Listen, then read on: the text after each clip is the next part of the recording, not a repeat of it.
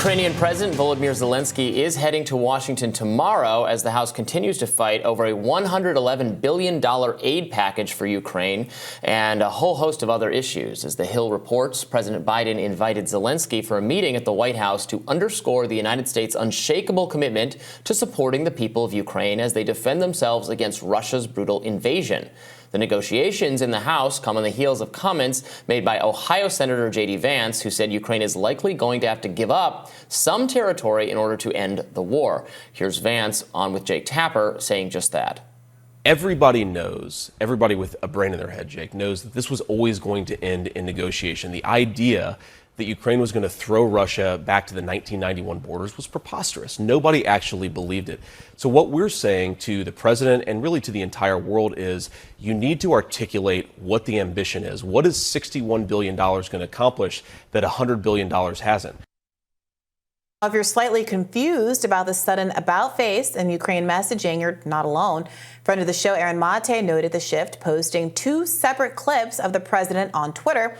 One from July when Biden claimed that Putin had already lost the war in Ukraine, and another from last Thursday when Biden said there was a real risk of a Ukrainian loss if more money wasn't sent. Others have noted that Ukraine seems to be imploding into authoritarianism as the war drags on. Tucker Carlson recently interviewed the father of Gonzalo Lira, an American who has allegedly been tortured in a Ukrainian prison for speaking out against the government. Take a look. If we're going to protect democracy in the world, let's start by taking out that puppet called Zelensky and let Congress in the USA, for crying out loud, once and for all, impeach this man. He cannot continue. The U.S. is sliding down every day, Tucker. The Chinese are winning us. Yeah, so, we are at the situation with the Ukrainian war where it is obviously not going well. Ukraine's military advisors have told Zelensky it's not going well, that they have arrived at an entirely foreseeable position where Ukraine controls those three easternmost provinces in the country. And Ukraine, but can you name them? If you can't name them, you shouldn't be able to be president, Robby. Oh, no. Donetsk, and then the one that's really hard to say. And exactly. What's the third one? What's Just the third qualifying. one? Yeah, Just I can't have an opinion on it. No, Vivek was saying you can only want to reconquer them if you can name them. Sure. You can be for leaving them alone if you don't know what they're named and where they are. So the question becomes, does Biden have any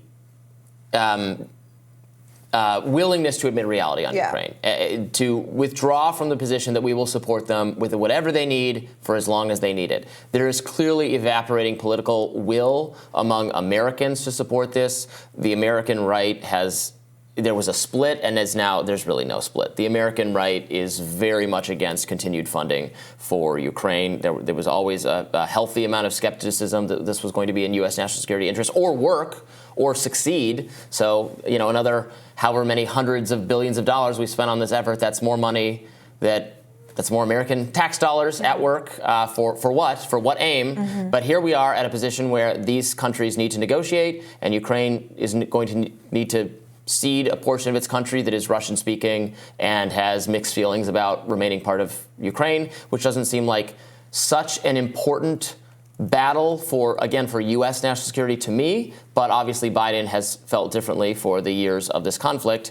I think it's very interesting. I can continue to point to the U.S. intelligence from early on in the conflict, when we tried to give them advice on what to do, that they ignored time and time again. The Ukrainians actually ignored our advice. Mm-hmm. Our intelligence officials skeptical about their chances of success, putting them at no better than 50-50. Even that was pretty optimistic, frankly. Yeah.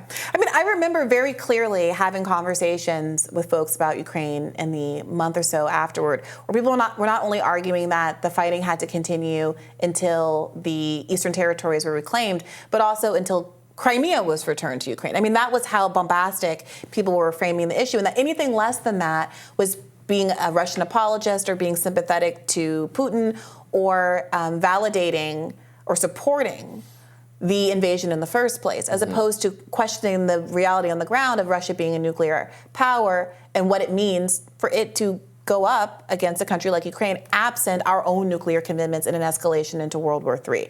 And I do wish people could have just been honest. I mean, if you think that Russia taking territory is wrong and against international law, which it was, and you believe that we should get into World War III over it, just say it. Just say that that's your commitment. It's a position that at least is rational and congruent, even if it is extremely dangerous for global interests. Or just admit that, right, we want to punish Russia for having done this, so we're going to make them waste resources, waste manpower. We're going to force them to have their soldiers die, as many of them have, in pursuit of this goal. At the expense of Ukraine. Military members and Ukrainian civilians. Right, and not in service of Ukraine actually having territorial integrity and keeping all its control, but we're using you against you. That's transparently what we were doing. Exactly. Now, it is worth noting there was a bit of a kerfuffle over that Tucker Carlson interview.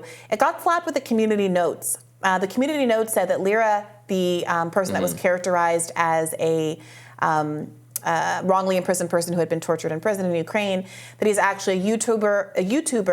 The community note said he has violated Article 436-2 of Ukraine's criminal code. He denied the Bucha massacre and other Russian attacks on civilians, exposed the location of Western journalists and Ukrainian soldiers, including their faces, among other crimes. Now, as we discussed at length, many countries do not have the same free speech protections that we have. Ukraine has been way farther to the right in terms of authoritarianism in that regard. So this is not a commentary on what I personally think is the legitimacy of those kind of laws. But it does seem like this community notes is saying he violated these specific laws. It wasn't a kind of a random arrest. Elon Musk replied to that community note saying, interesting, this note is being gamed by state actors, will be helpful in figuring out who they are. Thanks for jumping in the honeypot, guys, LMAO. And it appears that the community notes was subsequently taken down. And some people are saying, well, this isn't fair that Elon Musk on his own site is trying to rig community notes that he personally doesn't agree with because he has a friendship. Yeah, that would be very bad. Let's not wreck Carlson. this extremely useful feature, right? Community notes is letting everyone weigh in, and then you can rate the note, and then people can rate your note on the note, and let the community arrive at what the truth is, rather than just relying on expert testimony on the thing. So I'm not sure what he's going for there, but I checked a different video. It does seem the community vote is actually still up. It's still up. It hasn't been taken down. But added context for a whole nother level of controversy. I mean, again, for community notes, the theory should be, frankly, state actors, they can participate in community notes just like everyone. Everyone gets to give their view. What we don't want is the system where behind the scenes and covertly the social media companies or the fact checkers, whoever they are only listening to experts who are often at the state actors or being influenced and guided by state actors. We want it to be out in the open and have everyone able to weigh in on the truth of accusations in this case. I have seen in practice community notes being a benefit. But I do wonder, we talked in a different segment about the question of whether or not Elon Musk should use polls to make decisions about who should be admitted or not admitted to the site. And I do think that there is a way that community notes do work like polls. It is a popular vote kind of a situation. And when it's issues that are regarding regular people, everyone's kind of on an equal playing field in terms of weighing in on what's right and wrong. But if you are getting on the wrong side of a government actor, or you are getting on the wrong side of someone who's very popular and has a huge fan base, like a Tucker Carlson or Alex Jones, is it necessarily going to show what is the more right view, or is it going to show the more popular view? And I do think that is still a concern with community notes. Well, just like, on Wikipedia, you can have situations that will persist for a while where there's errors that have been introduced, sometimes accidentally or sometimes maliciously, to articles about people. Sometimes you'll see a banner at the top saying this is being subjected to repeated rewrites and edits, and it's being litigated. And so it's no guarantee that there won't be incorrect information. Sometimes it's just overall, is it a better system? Yeah. I think it is.